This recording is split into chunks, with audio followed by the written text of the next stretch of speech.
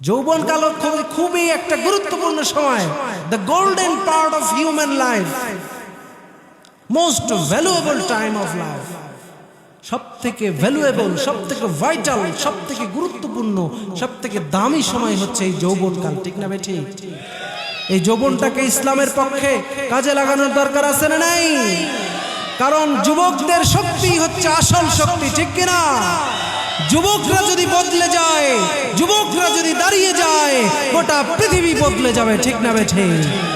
এজন্য change yourself, the world will be change. তুমি নিজেকে বদলাও, গোটা পৃথিবী বদলে যাবে। যুবকদের বিপ্লব কতটা ভয়ানক হতে পারে, যুবকরা জাগলে পরিস্থিতি কতটা খারাপ হতে পারে। যুবকরা একবার নারে তাকবীর আল্লাহু আকবার বললে পরিস্থিতি কতটা মারাত্মক কন্ডিশন হয়ে যায়। যুবকরা জাগলে কি ঘটতে পারে এটা 5ই আগস্টে শুধু বাংলাদেশ নয়, গোটা পৃথিবী দেখেছে, ঠিক কিনা? যুবকরা পারে না এমন কোন কাজ আছে? এজন্য যুবকরা আছো, সচেতন হও। যারা জেনজি, তোমার যৌবনটা আজে বাজে কাজে নষ্ট করো না, তোমার যৌবনটাকে কাজে লাগাও ইসলামের পক্ষে, কোরআনের পক্ষে, ঠিক কিনা? কারণ এই যৌবনকাল সম্পর্কে তোমাকে হিসাব দিতে হবে। যৌবনকালে তুমি কি করেছো? ইবাদত করেছো নাকি পাপের কাজে লিপ্ত হয়েছো? তুমি আল্লাহর পিছনে সময় দিয়েছো নাকি তোমার গার্লফ্রেন্ডের পিছনে সময় দিয়েছো? তুমি আল্লাহর পিছনে, আল্লাহওয়ালাদের পিছনে, কোরআনের পিছনে সময় দিয়েছো নাকি কোরআনের বিরুদ্ধচারীদের পক্ষে সময় দিয়েছো? এই হিসাব দিতে হবে কি হবে না? বিশ্বনবী এই পৃথিবীতে চলতে গিয়ে মানুষদেরকে কোরআন হাদিসের দিক নির্দেশনা দিতে গিয়ে যতটুকু কথা বলেছেন, প্রত্যেকটা কথাই আল্লাহ রাব্বুল আলামিন জিব্রাইলের মাধ্যমে তার কাছে পৌঁছিয়ে দিয়েছেন। আর রাসূল সেটা নিজে বলেছেন, নিজের থেকে বানিয়ে কোনো কিছু তিনি একটা কথাও বলেন নাই। পড়েন সুবহানাল্লাহ। রাসূলের অসংখ্য হাদিস থেকে একটা হাদিস আমি তেলাওয়াত করেছি। বিশ্বনবী সাল্লাল্লাহু আলাইহি ওয়াসাল্লাম এই হাদিসের মধ্যে দুনিয়ার মানুষদেরকে কি মেসেজ দিয়েছেন, কি ইনফরমেশন দিয়েছেন, কি তথ্য উপাত্ত দিয়েছেন, এটা যদি আজকে দুনিয়ার মানুষেরা জানতো আর তার বাস্তব জীবনে প্র্যাকটিক্যাল লাইফে যদি এটাকে বাস্তবায়ন করত, তাহলে আজকে মুসলমানদের জীবনে এই দুর্দশা নেমে আসতো না, ঠিক না? বিশ্বনবী সাল্লাল্লাহু আলাইহি ওয়াসাল্লাম বলেন, সাবআতু ইউযিল্লুহুমুল্লাহু ফি যিল্লিহি ইয়াওমা লা যিল্লা ইল্লা যিল্লুহ। কিয়ামতের দিন এই পৃথিবীতে যত মানুষ ছিল, কিয়ামতের দিন সব মানুষকে আল্লাহ তাআলা জমা করবেন এবং জমা করার পরে বিচার শুরু করার জন্য যখন আল্লাহ তাআলা হাসরের ময়দান কায়েম করবেন, গোটা হাসরের ময়দানটা এমন একটা কঠিন সিচুয়েশন ক্রিয়েট হবে, এমন একটা অবস্থা সৃষ্টি হবে যে সময়ের মধ্যে সূর্যটা একদম মানুষের কাছাকাছি চলে আসবে। আজকের এই সূর্যটা এই পৃথিবী থেকে প্রায় 15 কোটি কিলোমিটার দূরে অবস্থিত। কত কিলোমিটার? 15 কোটি কিলোমিটার। Can you imagine? কল্পনা করতে পারবেন 15 কোটি কিলোমিটার কত দূর হয়? মনে করেন ফর এক্সাম্পল, এখান থেকে, এই মাহফিল থেকে এই তুলার মিল, তুলার মিল না এটা, না চিরার মিল, তুলার মিল, এটা 1 কিলোমিটার হবে না? কম হবে। তাঁতিপাড়া, সবাই কথা কয় না, মনে হয় তাঁতিপাড়ার নাম জীবনে প্রথম শুনছে আজকে মুসলমান। এখান থেকে তাঁতিপাড়া 1 কিলোমিটার হবে না? তাহলে সূর্য পৃথিবী থেকে 15 কোটি কিলোমিটার দূরে। তার মানে বুঝতে পারছেন কত দূরে? এখান থেকে তাঁতিপাড়া 15 কোটি বার গেলে যত দূর হবে, এই পৃথিবী থেকে সূর্য তত দূরে অবস্থিত। আল্লাহু আকবার। আর সূর্যকে আমরা ছোট্ট দেখি, আসলে সূর্য কিন্তু এত ছোট না। এই পৃথিবীর থেকে 13 লক্ষ গুণ বড়। কয় গুণ বড়? 13 লক্ষ গুণ। তার মানে এই পৃথিবী যত বড়, 13 লক্ষটা পৃথিবী একসাথে করলে ওই সূর্যের ভিতরে ঢুকে যাবে। সুবহানাল্লাহ। কালকে বলি আল্লাহ তাআলা এত বড় সূর্য সৃষ্টি করেছেন, এত বড় পৃথিবী সৃষ্টি করেছেন। এগুলো কেন বলছি? এই যে সূর্যটা এত দূরে এবং এত বড়, এই সূর্যটা যখন গরমের দিনে তাপ দেয় তখন ঘরের বাইরে যাওয়া যায় না, খেতে খামারে যাওয়া যায় না। যারা জীবিকার তাগিদে যায়, রিক্সা চালাতে যায়, খেতে খামারে কাজ করতে যায়, ফর্সা মানুষ দেখবেন লাল হয়ে যায় আর শ্যামলা মানুষ কালো হয়ে যায়, ঠিক না? এটা কেন হয় জানেন?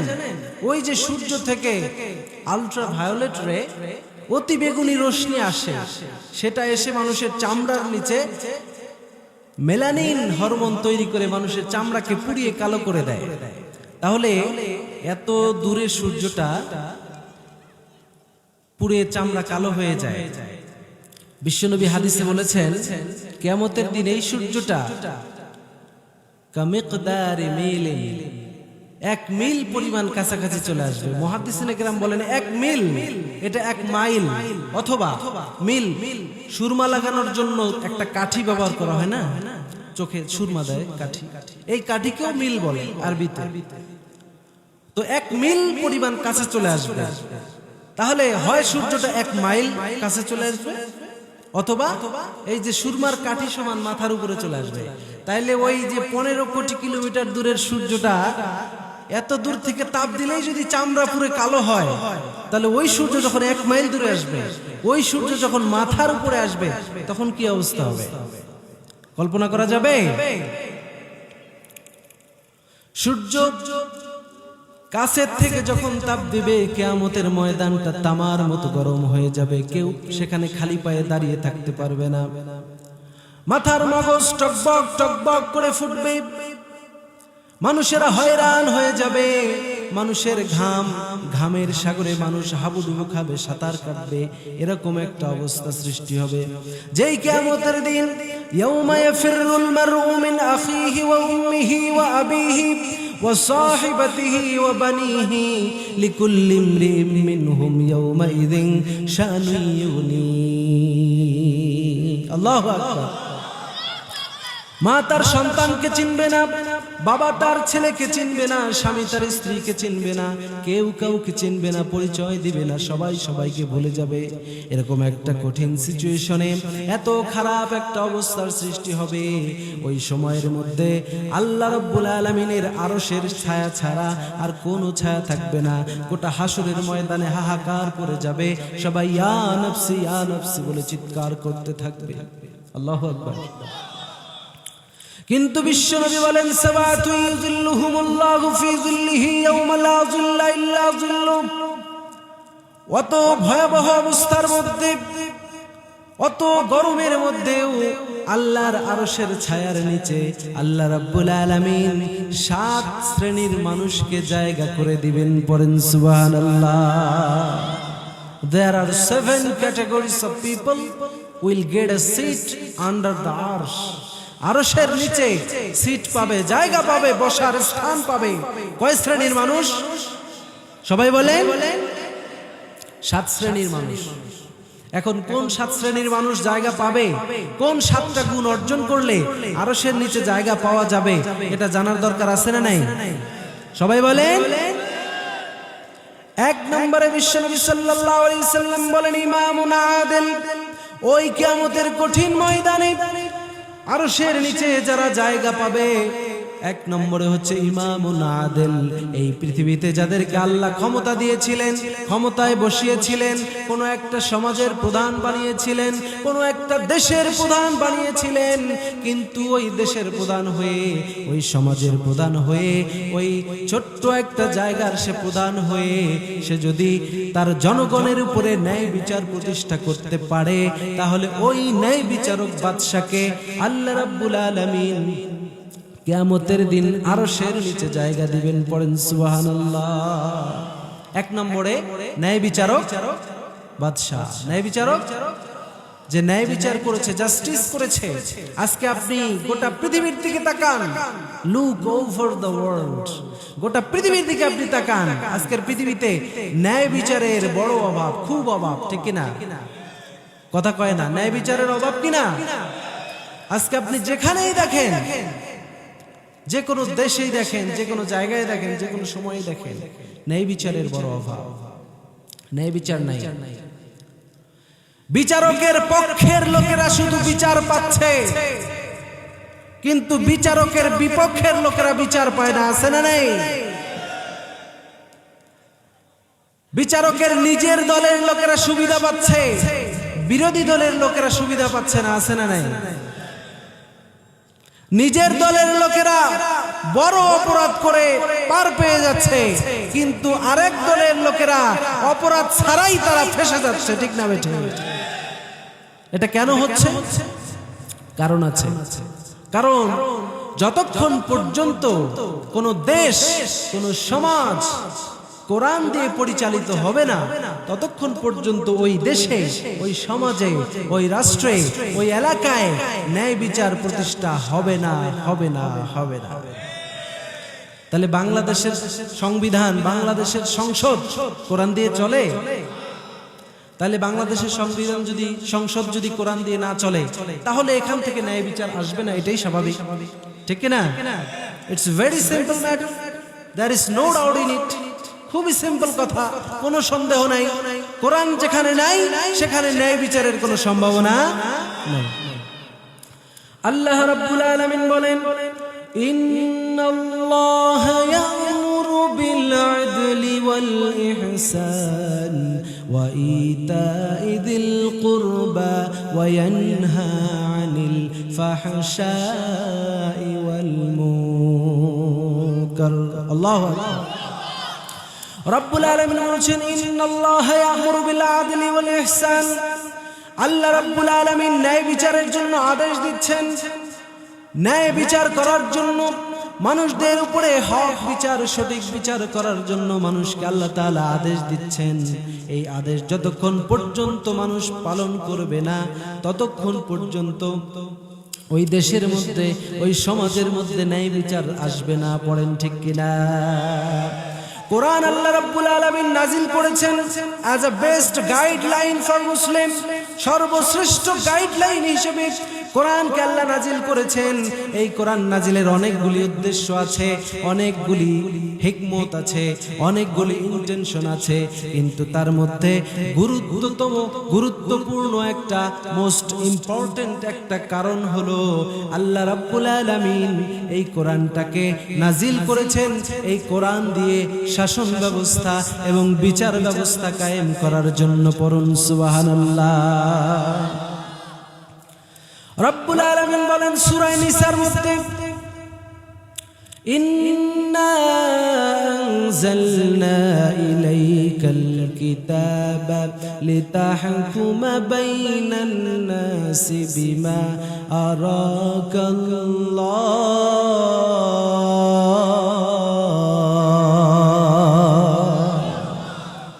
নবী হে, আপনার উপরে আমি কিতাব নাজিল করেছি কেন জানেন? লিতাহকুমা বাইনান নাস, হুকুমত প্রতিষ্ঠা করার জন্য। যে বিচার করে তাকে বলা হয় হাকিম। কি বলে? হাকিম। লিতাহকুমা বাইনান নাস, মানুষের মাঝে কোরআন দিয়ে বিচার করার জন্যই আমি কোরআনকে নাজিল করেছি। সুতরাং ন্যায় বিচার যদি প্রতিষ্ঠা করতে হয়, তাহলেই এই সমাজে শান্তি প্রতিষ্ঠা হবে। কোরআন দিয়ে যদি বিচার করা হয়, তাহলে এই সমাজে শান্তি আসবে, দেশে শান্তি আসবে, ন্যায় বিচার প্রতিষ্ঠা হবে। Otherwise there is no chance to establish justice. ন্যায় বিচার প্রতিষ্ঠা হওয়ার কোনো সম্ভাবনা, কোনো সুযোগ নাই। চিল্লায় পড়েন ঠিক কিনা? সম্মানিত উপস্থিতি, ন্যায় বিচার করতে হবে। আল্লাহ রাব্বুল আলামিন আরো বলেছেন, ওয়া ইযা হাকামতুম বাইনান নাসি আন তাহকুমু বিল আদল। নবীজি, যখন আপনি ন্যায় মানুষের মাঝে বিচার করবেন, তখন আপনাকে ন্যায় বিচার করতে হবে। কারণ আপনি যদি ন্যায় বিচার না করেন, তাহলে কিয়ামতের দিন আপনাকে ধরা খেতে হবে, আপনাকে জবাব দিতে হবে। কোরআন শুধু তেলাওয়াত করার জন্য, কোরআন শুধু মানুষের বাড়িতে খতম করে, কোরআন শুধু খতম করে কবরস্থানে কবরবাসীর জন্য দোয়া করার জন্য নাজিল হয় নাই। কোরআন নাজিল হয়েছে, কোরআন দিয়ে দেশ চলবে, কোরআন দিয়ে সমাজ চলবে। কোরআন দিয়ে যেমন নামাজ পড়া হয়, সেরকম কোরআন দিয়ে সমাজ চালানোর দরকার আছে না নাই? ও নামাজি কোরআন দিয়ে নামাজ পড়ো সমাজ কেন গড়ো না ও নামাজি কোরআন দিয়ে নামাজ পড়ো সমাজ কেন গড়ো না আল কোরআনের সমাজ ছাড়া আল কোরআনের সমাজ ছাড়া নেই বিচার তো মিলবে না ও নামাজি কোরআন দিয়ে নামাজ পড়ো সমাজ কেন গড়ো না ঠিক না কিন্তু কোরআন দিয়ে নামাজ পড়া সহজ কোরআন দিয়ে সমাজ চালানো সহজ না it's very difficult very complex matter খুব কঠিন একটা বিষয় কোরআন দিয়ে সমাজ গড়া কারণ কোরআন দিয়ে সমাজ চলবে তখনই কোরআন দিয়ে দেশ চলবে তখনই কোরআন সংসদে যাবে যখনই ঠিক না বেঠিক এবং কোরআনকে সংসদে কোরআন নিজে পায়ে হেঁটে সংসদে যাবে না কোরআনকে সংসদে নেওয়ার জন্য জান দিতে হবে মাল দিতে হবে কুরবানি করতে হবে স্যাক্রিফাইস করতে হবে প্রয়োজনে বুকের তাজা রক্ত জমিনে ঢেলে দিতে হবে তবেই কোরআন পার্লামেন্টে যাবে এই কোরআনকে পার্লামেন্টে নেওয়ার জন্য বুকের তাজা রায় কারা কারা রাজি আছো তুই হাত তুলে আল্লাহকে দেখা আলহামদুলিল্লাহ আলহামদুলিল্লাহ আল্লাহ কবুল করুক পড়না আমিন তাহলে কোরআন পার্লামেন্টে হেঁটে হেঁটে যাবে না কোরআনকে পার্লামেন্টে নিতে হবে ঠিক কি না এমন কি যারা কোরআনকে পার্লামেন্টে নিতে চায় তাদের পক্ষে সব সময় থাকতে হবে যারা কোরআনকে পার্লামেন্টে দেখতে চায় না কোরআন পার্লামেন্টে যাবে এই কথা শুনলে যাদের গা চুলকায় যাদের পিঠ চুলকায় তাদের সাথে মুসলমানদের কোনো সম্পর্ক থাকতে পারে না মুসলমানের সম্পর্ক মুসলমানের রিলেশন মুসলমানের অ্যাটাচমেন্ট মুসলমানের কানেকশন হবে only with Quran only with সুন্নাহ শুধু কোরআনের সাথে সম্পর্ক হাদিসের সাথে সম্পর্ক কোরআন ছাড়া মানুষের তৈরি করা কোনো তন্ত্র মন্ত্র কোনো মতবাদের সাথে মুসলমানের কোনো সম্পর্ক নাই চিল্লায় বলেন ঠিক না কথা ক্লিয়ার নাকি ভেজাল আছে আমি কি কাউকে গালি দিয়েছি কারো বিরুদ্ধে বলতেছি হ্যাঁ কারো বিরুদ্ধে না কথা হবে কোরআনের পক্ষে বলতে গিয়ে কারো যদি বিপক্ষে যায় we have nothing to do আমাদের কিচ্ছু করার নাই কথা হবে কোরআনের পক্ষে তুমি যদি কোরআনের বিপক্ষে চালো অটোমেটিক্যালি তোমার গায়ে কথা লাগবেই আমাদের কিছু করার নাই তো কারণ আল্লাহ রাব্বুল আলামিন বলেছেন ইয়া আইয়ুহাল্লাযীনা আমানু ইত্তাকুল্লাহা ওয়া কুলু কাওলান সাদীদা ও দুনিয়ার ঈমানদাররা শোনো তোমরা একমাত্র আমি আল্লাহকে ভয় করো আল্লাহ ছাড়া কাউকে ভয় করবা না আর কুলু কাওলান সাদীদা যে কোনো সিচুয়েশনে যে কোনো পরিস্থিতিতে তোমরা সব সময় হক কথা বলবা সত্য কথা বলবা সত্য কথা বলতে গিয়ে কাউকে ভয় করা যাবে না আমরা ভয় করি কাকে আল্লাহর নামটা একটু জোরে নিলে প্রবলেম হবে তাহলে আমরা ভয় করি কাকে সব সময় ভয় করতে হবে কাকে নাকি অন্য কাউকে না সব সময় আল্লাহকে ভয় করতে হবে এজন্য আল্লাহ বলছেন যে কোরআন দিয়ে যদি কেউ বিচার করে তাহলেই সে সমাজের মধ্যে ন্যায় বিচার প্রতিষ্ঠা করতে পারবে আর যদি ন্যায় বিচার না করে ومن لم يحكم بما أنزل الله فأولئك هم الكافرون ومن لم يحكم بما أنزل الله فأولئك هم الظالمون ومن لم يحكم بما أنزل الله فأولئك هم الفاسقون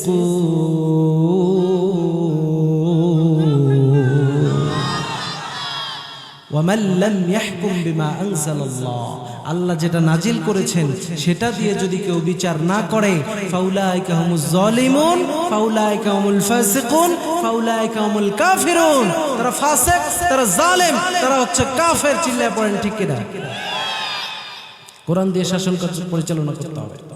যারাই কোরআন দিয়ে শাসন কার্য চালাবে, যারাই কোরআন দিয়ে ন্যায় বিচার প্রতিষ্ঠা করবে, তারাই ন্যায় বিচার প্রতিষ্ঠা করতে পারবে এবং তারাই আরশের নিচে জায়গা পাবে।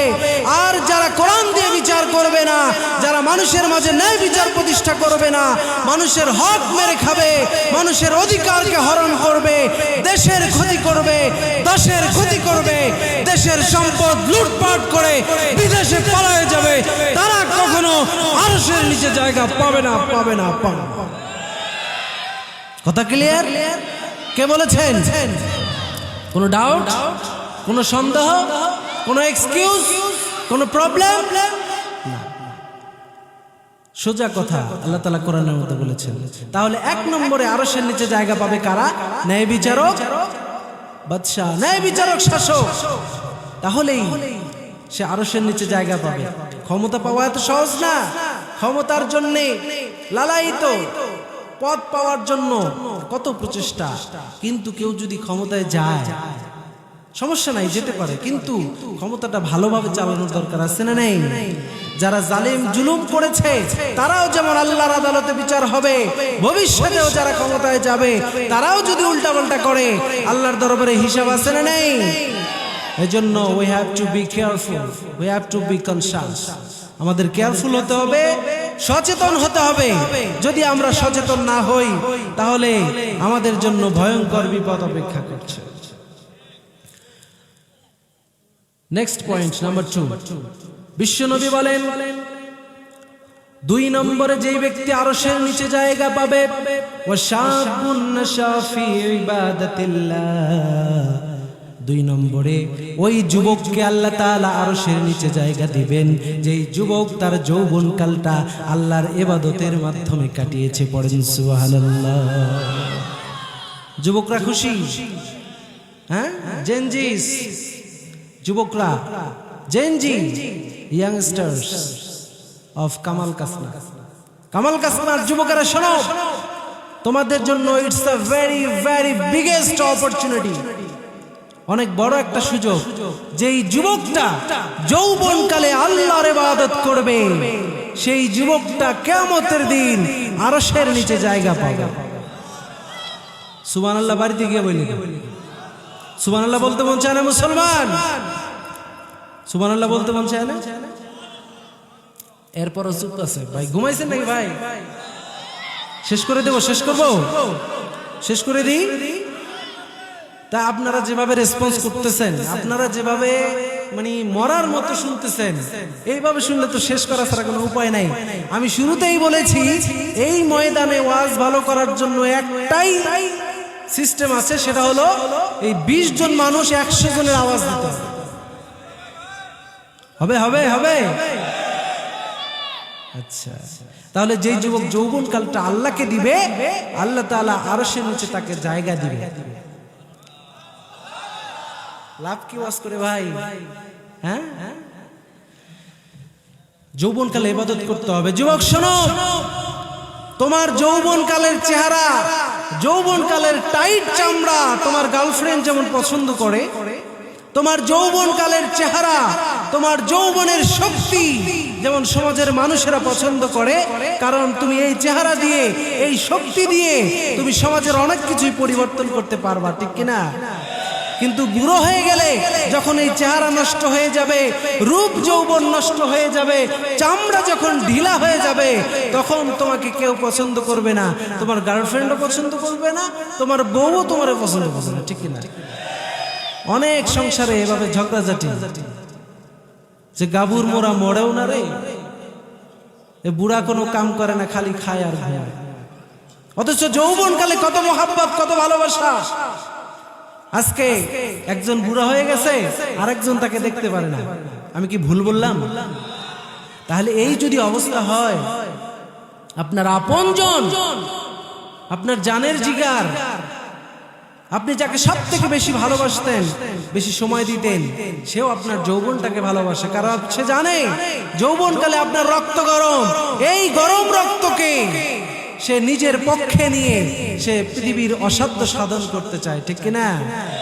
কিন্তু আল্লাহ বলছেন নো, তোমার যৌবনটা তুমি আজে বাজে কাজ করে নষ্ট করো না, আজে বাজে মানুষের পিছনে ঘুরে তোমার যৌবনটা তুমি নষ্ট করো না। তোমার যৌবনটাকে ইউটিলাইজ করো, তোমার যৌবনটাকে অপচয় করো না, যৌবনটাকে তুমি আল্লাহর কাজে লাগাও। করেন সুবহানাল্লাহ।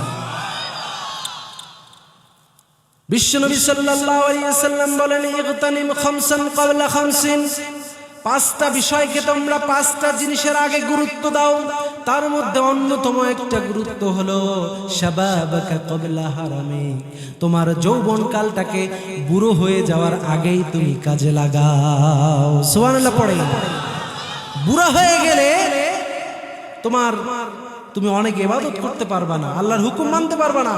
এজন্য যৌবন কালেই তুমি আল্লাহর ইবাদত করো, যৌবন কালটা আল্লাহর কাজে লাগাও। আর বিশ্বনবী এটাও বলেছেন, কিয়ামতের দিন পাঁচটা প্রশ্নের উত্তর না দিয়ে কোনো আদমের সন্তান এক পা নড়তে পারবে না, একজন মানুষও একটু নড়াচড়া করতে পারবে না। পাঁচটা প্রশ্নের উত্তর দিতে হবে।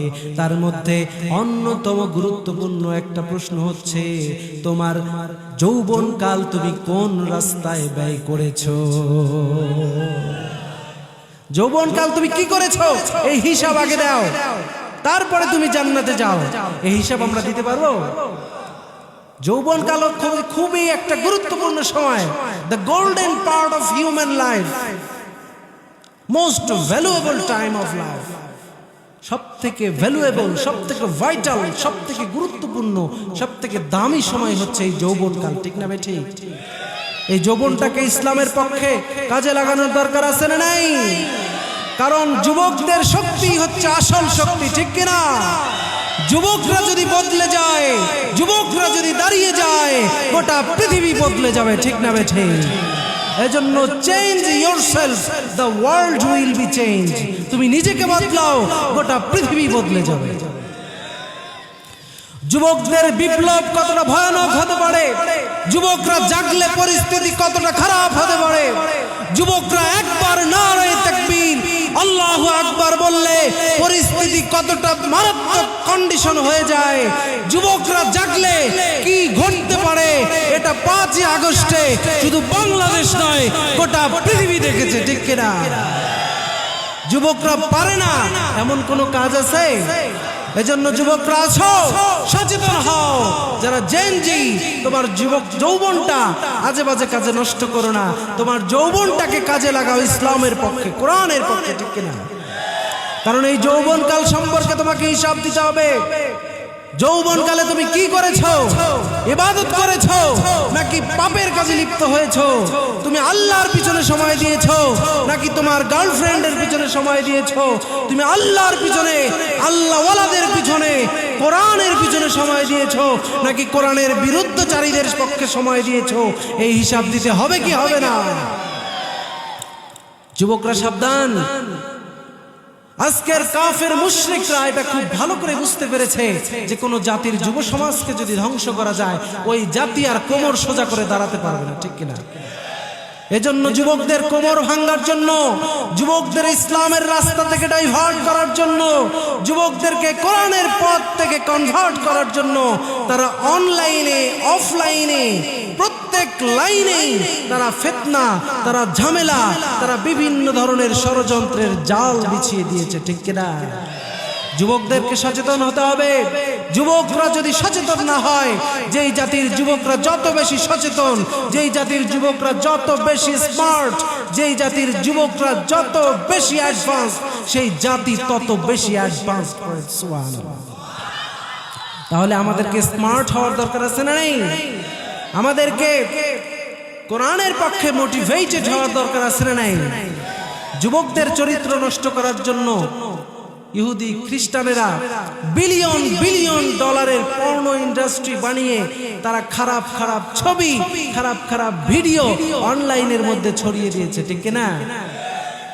যুবকদের চরিত্র ধ্বংস করার জন্য, যুবকদের সময়টা, মূল্যবান সময়টা, গোল্ডেন টাইমটাকে ওয়েস্ট করার জন্য তারা মোবাইলের মধ্যে এমন কিছু গেমিং কোডিং ছেড়ে দিয়েছে যে গেম খেলতে খেলতে যুবকের খাওয়ার সময় নাই, নামাজের সময় নাই, যুবকের ঘুমের সময় নাই, যুবক শুধু গেম খেলা নিয়ে ব্যস্ত আছে না নেই? নাকে মুখে দিয়ে ভাত কোনো মতে মুছে হাত বসে যাও যখন তখন দুনিয়া একদিকে তুমি আরেক দিকে হাতে তোমার স্মার্টফোন ঠিক না নাকে মুখে দিয়ে ভাত কোনো মতে মুছে হাত বসে যাও যখন তখন দুনিয়া একদিকে তুমি আরেক দিকে হাতে তোমার স্মার্টফোন যে বয়সে হেসে খেলে ঘুরবে বুকটা ফুলে যত্ন করবে তুমি কায়ার সে বয়সে সব ভুলে পুজো হয়ে বসে গেলে খেলছো পাবজি ফ্রি ফায়ার ঠিক না হায় রে হায় পাবজি হায় রে ফ্রি ফায়ার হায় রে হায় পাবজি তরুণ তোমাকে আমিষ থেকে বানাচ্ছে নিরামিষ সবজি ঠিক না হায় রে ফ্রি ফায়ার হায় রে হায় পাবজি তরুণ তোমাকে আমিষ থেকে বানাচ্ছে নিরামিষ সবজি ঠোঁটে থাকে বিড়ি আর হাতে থাকে ফোন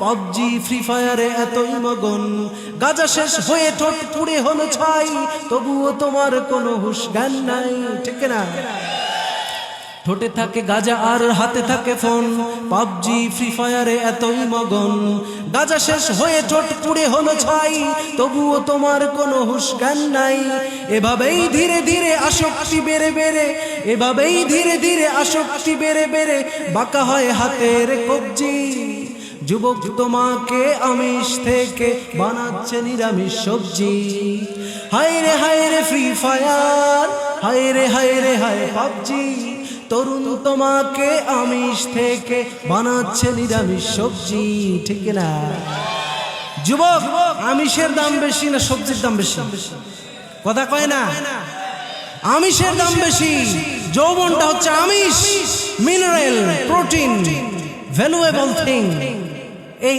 আমিষটাকে নিরামিষ সবজিতে পরিণত করছে তোমার যৌবন পুড়ে ছারখার হয়ে যাচ্ছে তোমার যৌবন জীবন সব শেষ হয়ে যাচ্ছে এই মোবাইলে এই পর্নোগ্রাফিতে এই নাটক সিনেমায় এই তোমার 31st নাইটে ডিজে পার্টি করে ভ্যালেন্টাইন্স ডেতে ডেটিং করে পাবজি ফ্রি ফায়ার খেলে হারাম রিলেশনশিপ বিল্ড আপ করে রাত ভর চ্যাটিং করে রাত জেগে তোমার যৌবনটা ধ্বংস হয়ে যাচ্ছে ঠিক কিনা এবং এটাকে পশ্চিমা বিশ্ব খুব ভালো করে বুঝতে পেরেছে যুবকদেরকে যদি খালি কোনো রকমে ডাইভার্ট করে দেয়া যায় তাহলে ওই জাতির ধ্বংস নিশ্চিত এজন্য যুবকদেরকে সচেতন হওয়ার দরকার আছে না নেই যুবকদেরকে সচেতন হতে হবে এভরি কাইন্ড অফ হারাম রিলেশনশিপ শুড বি অ্যাভয়েড প্রত্যেক ধরনের হারাম রিলেশনশিপ এগুলা বাদ দিয়ে আল্লাহর সাথে রিলেশন বিল্ড আপ করতে হবে ঠিক না বেটি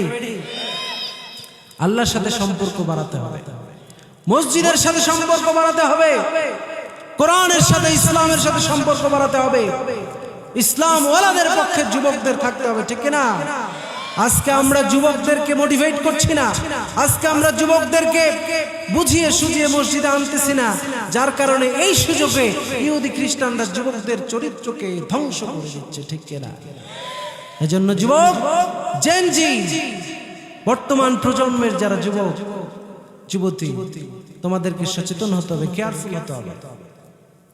কেয়ারফুল হতে হবে 10টা মুরব্বীকে যদি মেরে ফেলা হয় স্পট ডেড যত ক্ষতি হবে না একজন যুবকের চরিত্র যদি নষ্ট হয়ে যায় তার থেকে 1000 গুণে বেশি ক্ষতি হবে ঠিক কিনা এজন্য সচেতন হতে হবে আর এই যৌবনকাল এই যুবক যদি যৌবন বয়সে আল্লাহর ইবাদত করে আল্লাহ রাব্বুল আলামিন কিয়ামতের দিন তাকে আরশের নিচে জায়গা করে দিবে পড়েন সুবহানাল্লাহ আরশের নিচে জায়গা পেতে চাই কি চাই না গোটা হাসরের ময়দান গরম হয়ে যাবে তামার মতো সেখানে ওই আরশের নিচে জায়গা পাবে air conditioning system air cooling সিস্টেমের মধ্যে আরশের নিচে থাকবে যুবক মন চায় না যারা চুপ থাকলো তাদের মনে আসলেই মনে চায় না এতক্ষণ ওয়াজ করে লাভটা কি হলো যুবক তোমার কি মনে চায় না যে আরশের নিচে তুমি থাকবা যুবক তোমার কি মনে চায় না তোমার জীবনের সমস্ত শক্তি তুমি ইসলামের পক্ষে ব্যয় করবা এটা কি তোমার মনে চায় না কাদের মনে চায় জিহাদ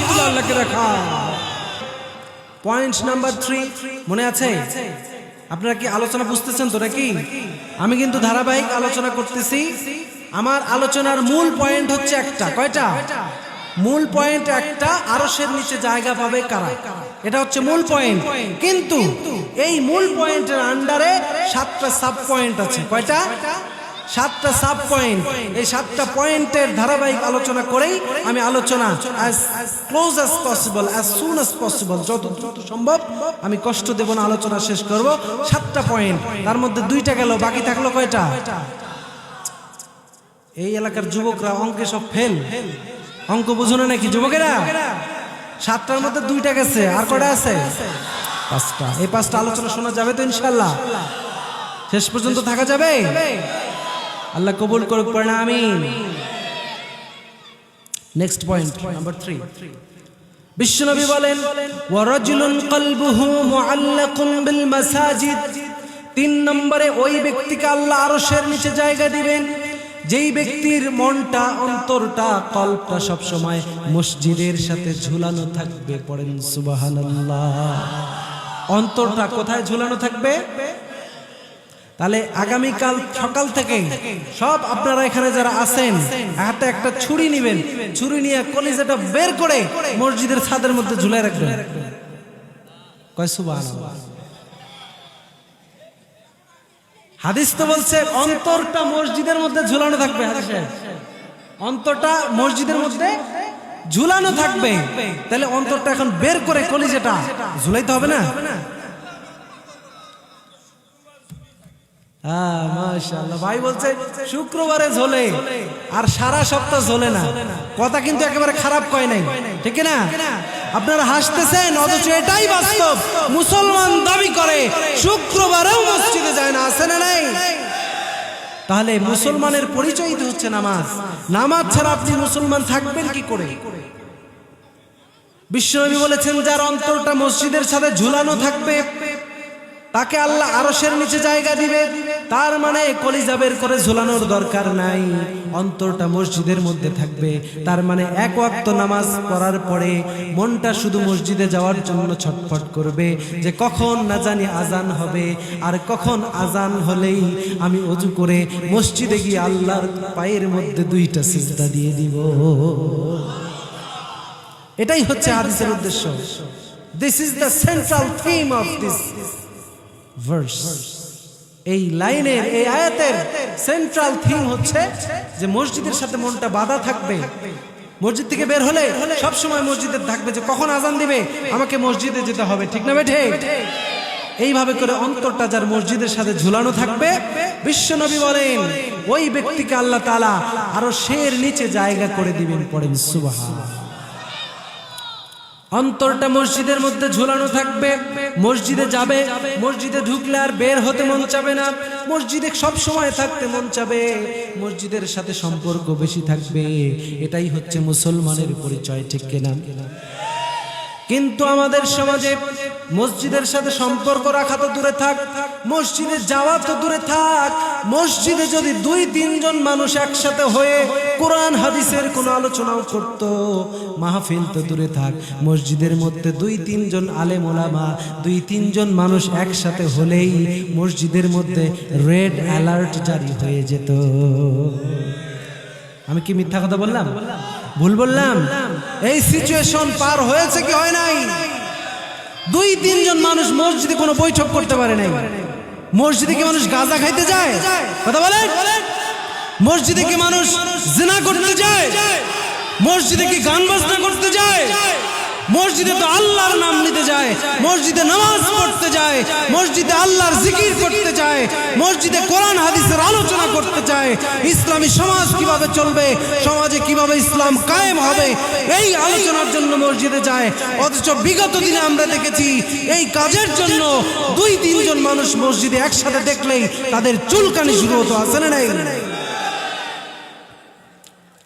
মসজিদে তালা লাগিয়ে দিত। অথচ মসজিদে যাওয়া, মসজিদের সাথে সম্পর্ক থাকবে, এটা হচ্ছে মুসলমানের পরিচয়। আর মুসলমান হচ্ছে মসজিদের সাথে সম্পর্ক রাখবে, আর যে মসজিদের সাথে সম্পর্ক থাকবে না ও হচ্ছে মুনাফিক। চিল্লায় পড়েন ঠিক কিনা? আর মসজিদে কোরআন হাদিসের কথা বলতে যারা বাধা দেয়, খতিব সাহেবেরা মিম্বর থেকে হক কথা বলতে পারে নাই, বক্তা সাহেবেরা মাহফিল থেকে হক কথা বলতে পারে নাই, হক কথা বললেই তাদেরকে বিভিন্নভাবে কাউন্টার দিত, অ্যাটাক দিত, আছে না নাই? আল্লাহ রাব্বুল আলামিন বলেন সূরা বাকারার 114 নম্বর আয়াতে 1 নম্বর পারার 17 নম্বর পৃষ্ঠার 4 নম্বর লাইনে, ومن أظلم ممن منع مساجد الله أن يذكر فيها اسمه وسعى في خرابها أولئك ما كان لهم أن يدخلوها إلا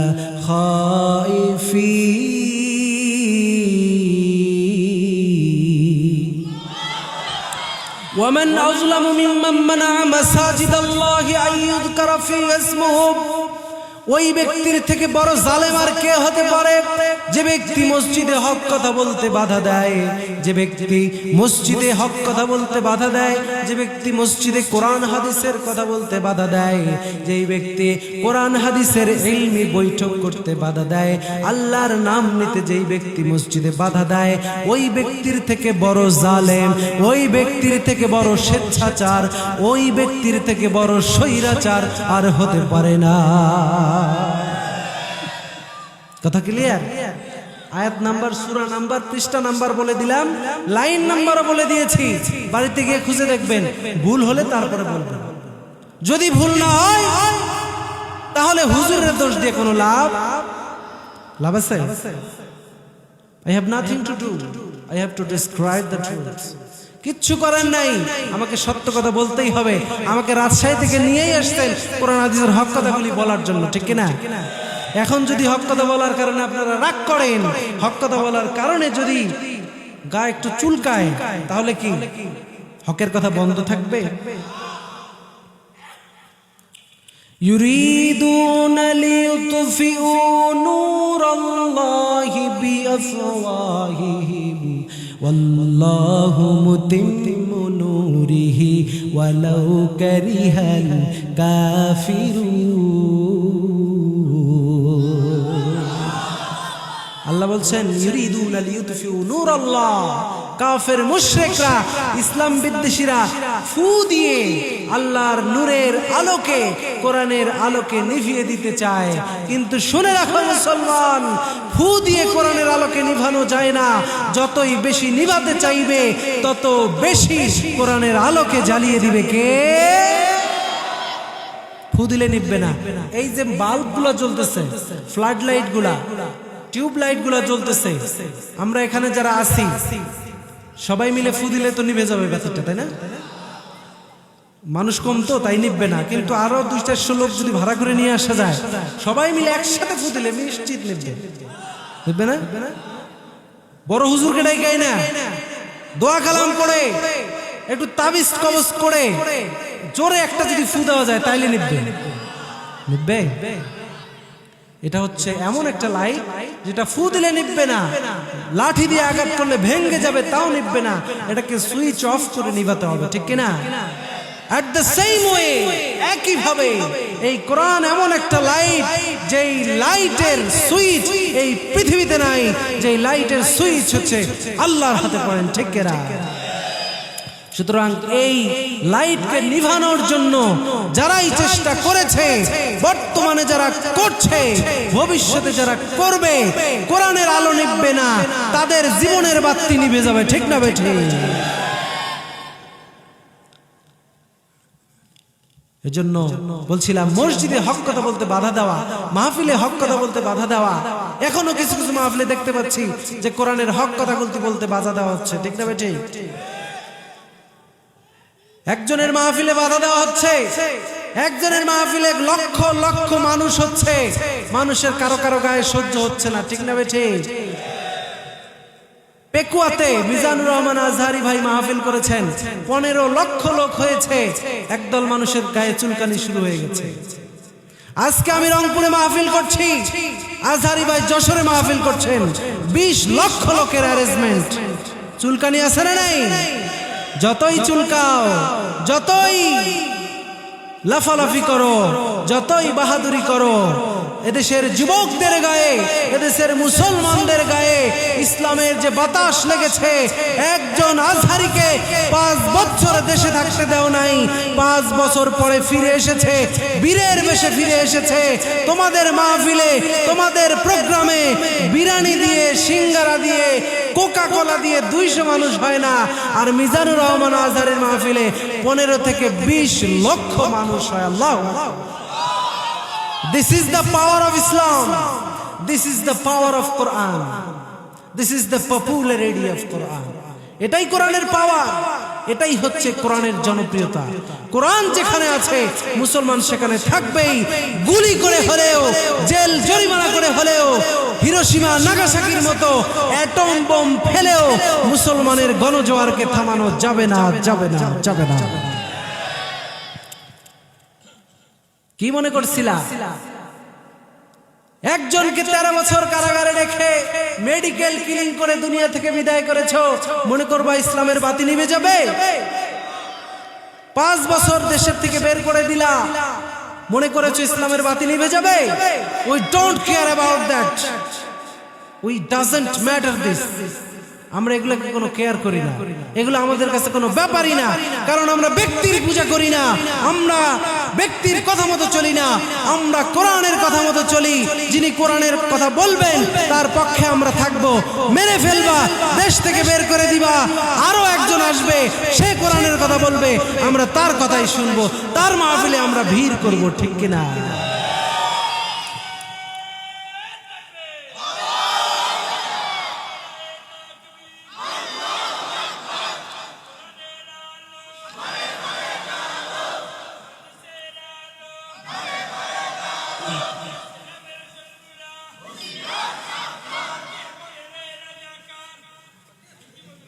আলহামদুলিল্লাহ, আলহামদুলিল্লাহ,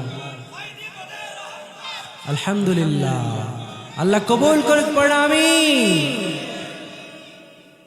প্রিয় ভাইরা, কষ্ট হচ্ছে? খারাপ লাগতেছে? কেমন কেমন একটু লাগতেছে, তাই না? যে হুজুর 5 বছর আগে ওয়াজ করছিলেন, তখন তো এত গরম কথা বলেন নাই, আজকে এত গরম কথা কেন? হুজুর ভালো হয় নাই, হুজুরকে ভালো করেছে কে? আর হুজুর ভালো হওয়ার কারণ আছে। যে ঠান্ডা পড়ছে, গরম বক্তব্য না দিলে তো গরম ধরবে না, ঠিক কিনা? আমি তো অলরেডি ঘেমে গেছি, আপনাদের কি অবস্থা? ঘামেন নাই? তার মানে বোঝা গেল যে আপনারা এখনো ঠিকঠাক ভাবে অ্যাক্টিভলি আপনারা পারেন নাই। তবে অচিরেই পারবেন, অচিরেই হবে, সব হবে ইনশাআল্লাহ। সবাই পড়েন ইনশাআল্লাহ। কারণ শীতের দিন তো, আমি আসছিলাম প্রচন্ড বাতাসে, মানে আমার হাতগুলো একদম ঠান্ডা হয়ে যাচ্ছিল। ভাবছিলাম যে স্টেজে উঠে যদি গা কাঁপে, হাত কাঁপে শীতে, তাহলে তো এটা তো ডিসক্রেডিট ফর মি, এটা তো খুবই খারাপ কথা। তাই যাই হোক, আপনারা আমার কথা রেখেছেন, অল্প মানুষ হলেও ভলিউমটা যে বাড়ায় দিছেন, এতেই হুজুর গরম হয়ে গেছে। আলহামদুলিল্লাহ। এই গরম যদি ইসলামের পক্ষে কাজে লাগানো যায়, তাহলে এই গরমেই সমস্ত বাতিল, নাস্তিক, মুরতাদ পুড়ে ছারখার হয়ে যাবে, ঠিক কিনা? আমাদেরকে সবসময় ইসলামের পক্ষে থাকতে হবে। সম্পর্ক হবে কিসের সাথে? কিসের সাথে? ইসলামের সাথে, কোরআনের সাথে, কোরআন ওয়ালাদের সাথে, মসজিদের সাথে। বলছিলাম না, মসজিদের সাথে সম্পর্ক যার যত বেশি, আল্লাহর সাথে সম্পর্ক তত বেশি। আর মসজিদের সাথে সম্পর্ক থাকলেই আল্লাহ তাআলা আরশের নিচে জায়গা করে দিবেন। পড়েন সুবহানাল্লাহ। Next point number 4। বিশ্বনবী বলেন, ওয়ারাজুলানি তাহাব্বা ফিল্লাহি ইজতামা আলাইহি ওয়া তাফাররাকা আলাইহি। ওই 2 জন ব্যক্তিকে আল্লাহ আরশের নিচে জায়গা দিবেন, যেই 2 জন ব্যক্তি আল্লাহর জন্যই পরস্পরকে ভালোবাসে, আল্লাহর জন্যই কাউকে মহব্বত করে। যাকে ভালোবাসলে আল্লাহ খুশি হবে তাকেই ভালোবাসে, যাকে ভালোবাসলে আল্লাহ খুশি হবে তাকে ভালোবাসবে না। যদি দুইজন একসাথে হয়, যদি দুইজন কোনো সন্ধি করে, যদি দুইজন কোনো কমিটমেন্ট করে, যদি দুইজন কোনো বন্ধুত্ব করে, আল্লাহর সন্তুষ্টির জন্যই করে। আর যদি দুইজনের পৃথক হতে চায়, দুইজন যদি একজন আর একজনকে ঘৃণা করতে চায়, আল্লাহর সন্তুষ্টির জন্যই ঘৃণা করে। পড়েন সুবহানাল্লাহ। তাহলে ভালোবাসবে সেটাও আল্লাহর জন্য, ঘৃণা করবে সেটাও আল্লাহর জন্য, ঠিক না বে ঠিক? এই পৃথিবীতে যারা জুলুম করেছে, যারা জালেম, যারা স্বৈরাচার, তাদেরকে আমরা ঘৃণা করি কার সন্তুষ্টির জন্য? আর এই পৃথিবীতে যারা মাজলুম হয়েছে, এই পৃথিবীতে যারা কোরআনের পক্ষে থেকেছে, এই পৃথিবীতে যারা ভালো কথা বলেছে, যারা হক কথা বলেছে, তাদেরকে আমরা ভালোবেসেছি কার সন্তুষ্টির জন্য? That's the point. এটাই পয়েন্ট, এটাই হচ্ছে মূল কথা। ভালোবাসবে আল্লাহর জন্য, তা ঘৃণা করবে আল্লাহর জন্য। তাহলে আমাদের ভালোবাসা কার জন্য হবে? আমাদের ঘৃণাগুলো কার জন্য হবে? আমরা কাউকে কিছু দিব, কার জন্য দিব? আমরা কাউকে কিছু দিব না, কার জন্য করব? সব কিছু হতে হবে আল্লাহর জন্য। Our love, our relation have to be for the sake of Almighty Allah subhanahu wa ta'ala. Allahu Akbar পড়েন। আমাদের ভালোবাসা সবই যেন হয় মহান রবের জন্য, রাখব ঘৃণাগুলো তাও যেন হয় শুধু প্রভু তোমারই জন্য, ঠিক না? আমাদের ভালোবাসা সবই যেন হয় মহান রবের জন্য, রাখব ঘৃণাগুলো তাও যেন হয় শুধু প্রভু তোমারই জন্য।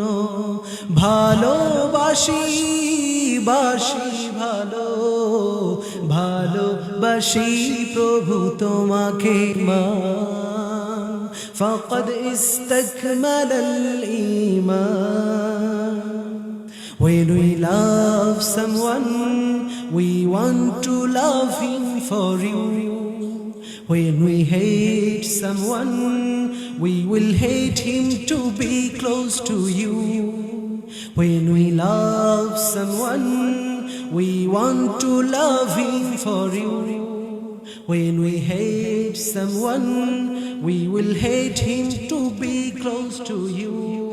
We love you, we are loving you, we will be loved forever.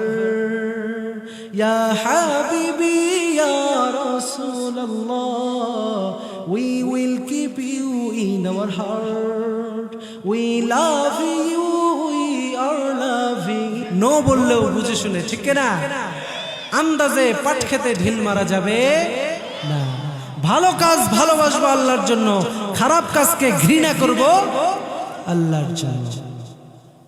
যাকে ভালোবাসলে আল্লাহ খুশি হয় তাকে আমরা ভালোবাসবো, যাকে ঘৃণা করলে আল্লাহ খুশি হয় তাকে আমরা ঘৃণা করব। রাসূলকে ভালোবাসলে আল্লাহ তো রাগ করবে, কথা কয় না? রাসূলকে ভালোবাসলে আল্লাহ রাগ করবে না, আল্লাহ ভালোবাসবে? রাসূলকে ভালোবাসলে আল্লাহও ভালোবাসবে। সূরা আলে ইমরানের 31 নম্বর আয়াতে আল্লাহ রাব্বুল আলামিন বলেন, কুল ইন কুনতুম তুহিব্বুনাল্লাহা ফাত্তাবিউনি ইউহিব্বুকুমুল্লাহ। 3 নম্বর পারার 13 নম্বর পৃষ্ঠার 3 নম্বর লাইনে সূরা আলে ইমরানের 31 নম্বর আয়াতে আল্লাহ বলেন, নবীজি আপনি বলেন দুনিয়ার মানুষদেরকে আপনি জানিয়ে দেন, স্প্রেড করে দেন, ডিক্লেয়ার করে দেন, নোটিস করে দেন, আপনি দুনিয়ার সমস্ত মানুষগুলোকে জানিয়ে দেন, তারা যদি আপনি রাসূলকে ভালোবাসে, আপনি রাসূলের অনুসরণ করে, আপনি রাসূলের সুন্নত মতো যদি চলে, তাহলে আমি ওই মানুষগুলোকে ভালোবাসবো। পড়েন সুবহানাল্লাহ। এজন্য রাসূলকে ভালোবাসার দরকার আছে না নেই?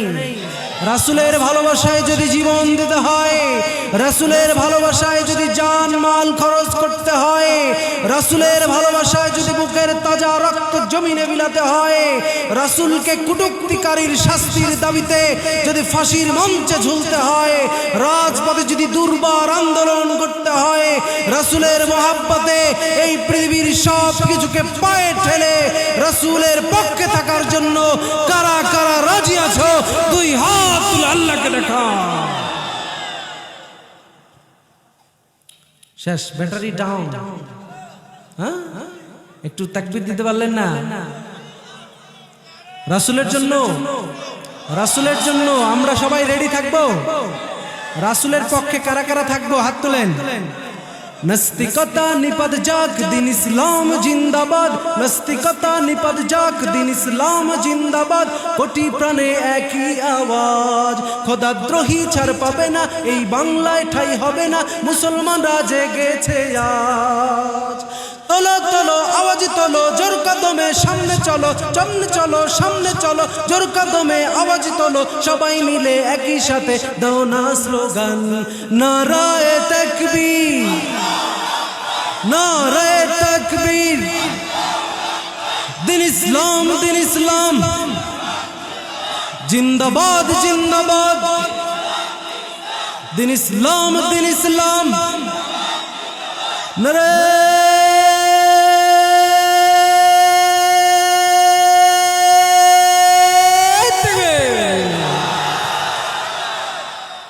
এইভাবে যদি একটা তাকবীর দেয়া যায়, এইভাবে যদি আমরা আল্লাহর নাম নিয়ে আল্লাহু আকবার বলে যদি আমরা ময়দানে ঝাঁপিয়ে পড়তে পারি, তাহলে আমাদের কোনো টেনশন আছে?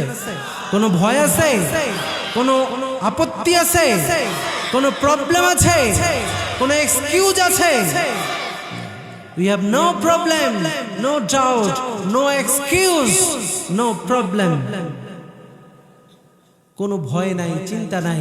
আমরা যদি কোরআনের পক্ষে থাকি, আমাদের জীবন, আমাদের যৌবন, আমাদের শক্তি, আমাদের কণ্ঠ, আমাদের জীবন, আমাদের মরণ, আমাদের সম্পদ, সব কিছু যদি আমরা আল্লাহর জন্য কুরবানি করতে পারি, তাহলে এই জমিনে আল্লাহর বিধান কায়েম হবেই হবে ইনশাআল্লাহ।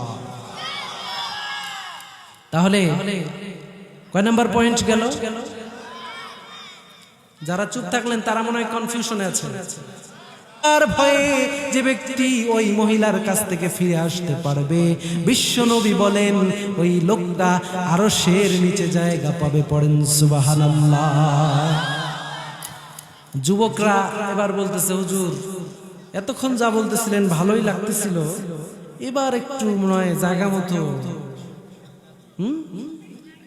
যুবকরা বলতেছে এবার ধরা খাইছে, হুজুরে ধরছে জায়গা মতো। এবার এই জায়গায় আমাদের যুবকরা খুবই দুর্বল, ঠিক কিনা? কিন্তু যুবক দুর্বল হতে হবে, হলে হবে না, সবল হতে হবে, স্ট্রং হতে হবে।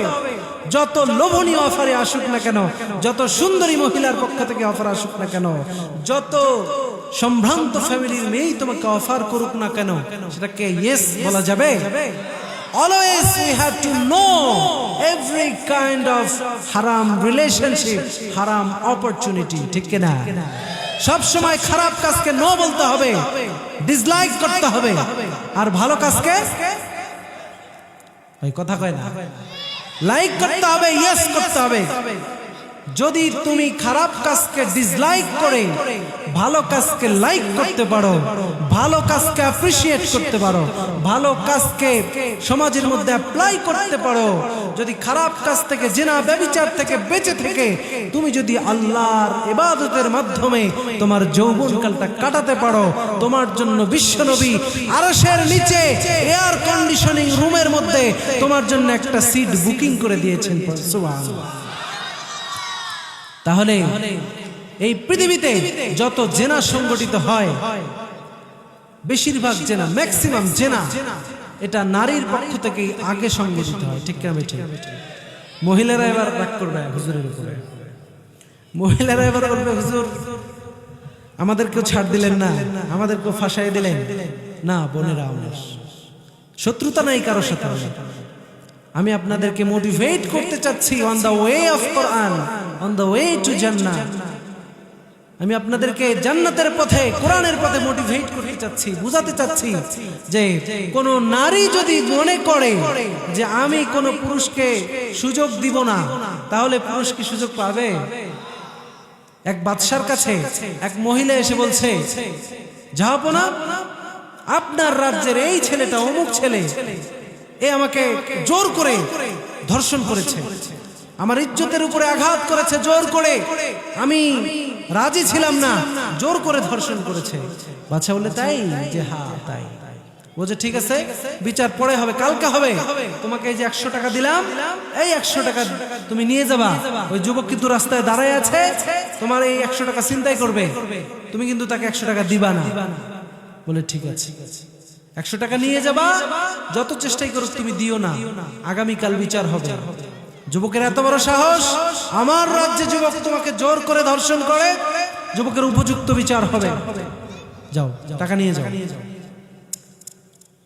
বাদশা যুবককে বলছে, ওই মহিলাকে টাকা দিছি 100, যে করে পারো টাকাটা তুমি নিয়ে নিবা। এখন রাস্তার মধ্যে যুবক তো টাকা দাও, মহিলা তো দিবে না, দিবে না, দিবে না, যুবকও ছাড়ে না, মহিলাও দিবে না। কি এক অবস্থা! শেষমেশ মহিলা চলে গেছে আবার রাজার দরবারে, যে রাজামশাই, আপনার কথাই ঠিক, আপনি বলছিলেন না যুবক রাস্তায় অ্যাটাক করবে, দেখেন টাকাটা আমার কাছ থেকে নেওয়ার জন্য কত চেষ্টা করতেছে, কিন্তু নিতে পারে নাই, আমি দেই নাই। বাদশা বলে, শোনো মহিলা, মাত্র 100 টাকা যুবক তোমার কাছ থেকে জোর করে নিতে পারে না, আর কোটি টাকার সম্পদ, তোমার কোটি টাকার ইজ্জত যুবক জোর করে নিয়ে নিল। কথা কয় না কেন? কথায় যুক্তি আছে না নাই? 100 টাকা যুবক নিতে পারে না তোমার কাছ থেকে, 500 টাকা তোমার হাত থেকে যুবক নিতে পারে না, আর তোমার লক্ষ কোটি টাকার যৌবন, লক্ষ কোটি টাকার ইজ্জত যুবক জোর করে নিছে না। ফাজলামি করো, তুমি চান্স দিয়েছো বলেই তো শুনেছো। এজন্য মা বোনেরা, বি কেয়ারফুল, বি কনশাস, সতর্ক হতে হবে, যুবকদেরও সতর্ক হতে হবে, মহিলাদেরও সতর্ক হতে হবে। জিনা ব্যভিচারের কাছে যাওয়া যাবে না। এই জন্য যে যুবক জিনা ব্যভিচার থেকে বাঁচতে পারবে, আল্লাহ রাব্বুল আলামিন তাকে কিয়ামতের দিন আরশের নিচে জায়গা করে দেবে। পরে সুবহানাল্লাহ। তাহলে আমরা আরশের নিচে জায়গা পেতে চাই কি চাই না? আমরা আরশের নিচে অবশ্যই জায়গা পেতে চাই, এবং আরশের নিচে জায়গা পেতে হলে আমাদেরকে এই কাজগুলি অবশ্যই করতে হবে, আমাদের এই গুণগুলি অবশ্যই অর্জন করতে হবে।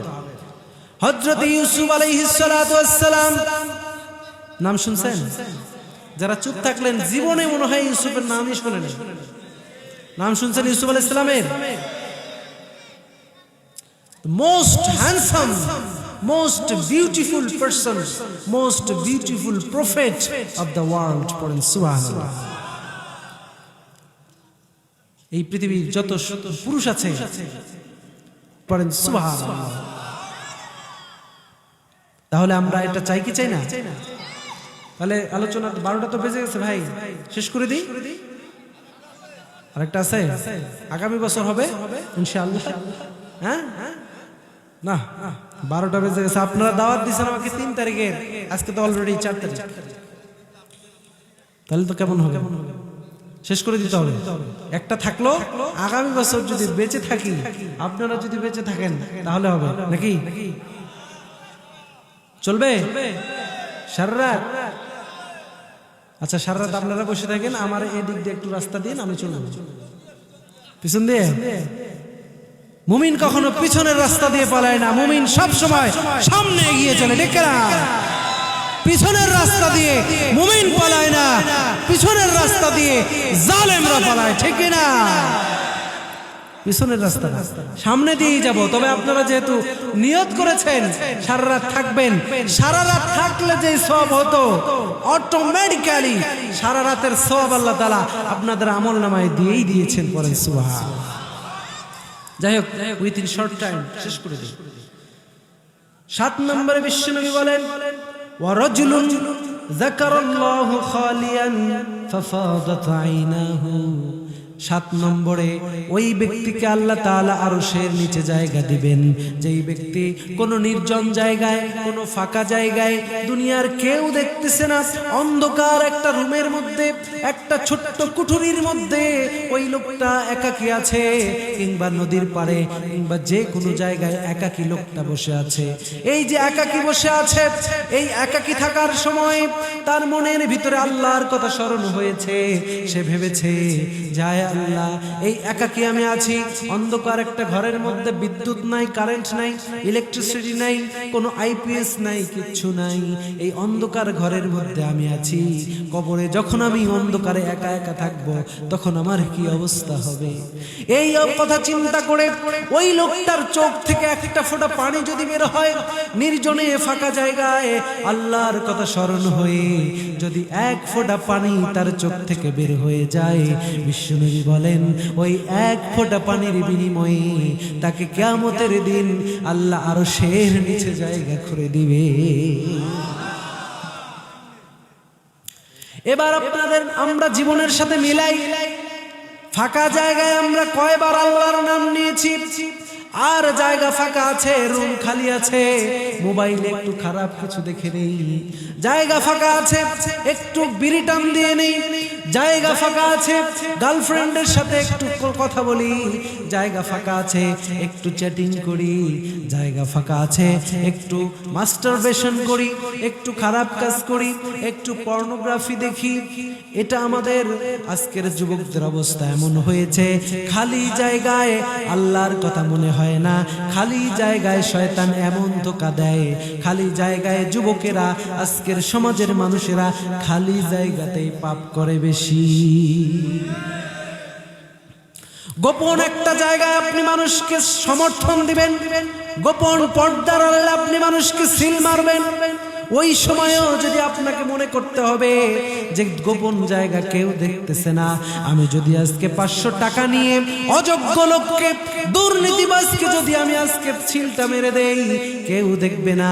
500 টাকার লোভে কিংবা একটু ক্ষমতায় পদ পাওয়ার লোভে যদি দুর্নীতিবাজ কোনো নেতা খেতাকে আমি নির্জন জায়গায় যদি একটা সিল মেরে দেই, তাহলে এর জবাব আল্লাহর দরবারে দিতে হবে কি হবে না? কথার বাস্তবতা আছে না নাই?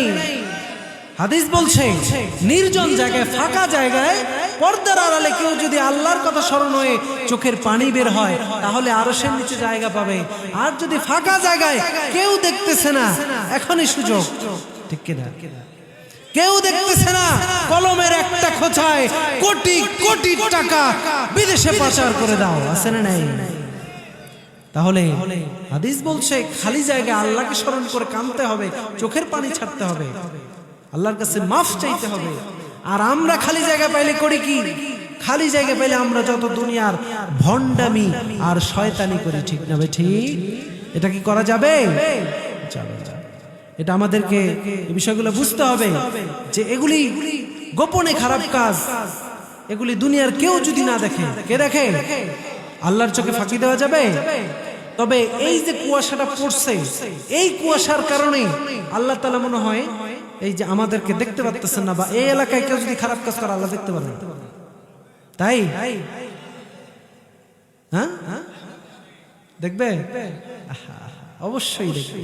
কোন কুয়াশা, কোন অন্ধকার, কোন ধোঁয়াশা, যত ধরনেরই সিচুয়েশন আউট অফ কন্ট্রোলে চলে যাক না কেন, আল্লাহর দৃষ্টি এড়ানোর ক্ষমতা কারো আছে? লা তুদরিকুহুল আবসার ওয়া হুয়া ইউদরিকুল আবসার ওয়া হুয়াল লাতীফুল খাবীর।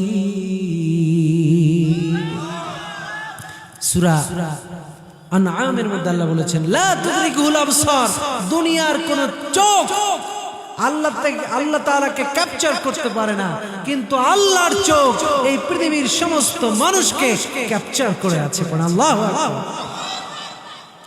আল্লাহর চোখ ফাঁকি দেওয়া সম্ভব? Is it possible? No, it's totally impossible. আল্লাহর চোখে ফাঁকি দেওয়া যাবে না ভাইরা। এজন্য আসুন সবসময় প্রকাশ্যে গোপনে ভয় করতে হবে কাকে? আল্লাহকে। যদি আমরা এটা করতে পারি, তাহলে আল্লাহ তাআলা আমাদেরকে মাফ করবেন, আমাদেরকে আরশের নিচে জায়গা দেবেন। তাহলে যে কথাগুলো শুনলাম আমরা আমল করতে পারবো তো ইনশাআল্লাহ? যারা চুপ থাকলেন তারা কয় আমল টামলের দরকার নেই, শুনছি এটাই মেলা।